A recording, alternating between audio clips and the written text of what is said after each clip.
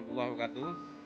Saya Ahmad Fazil, Kepala Cabang Bina Pendidikan Wilayah Aceh Besar, bersama seluruh anggota MKKS SMA Wilayah Aceh Besar hadir ke SMP Negeri 3 Pantai Bidari guna untuk membersihkan lahan-lahan yang sudah kena dampak banjir dan longsor.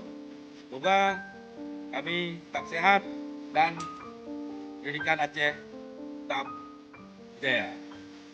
Assalamualaikum warahmatullahi wabarakatuh.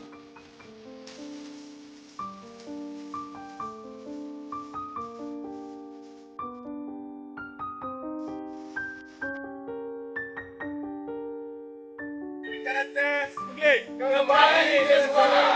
Pendidikan Aceh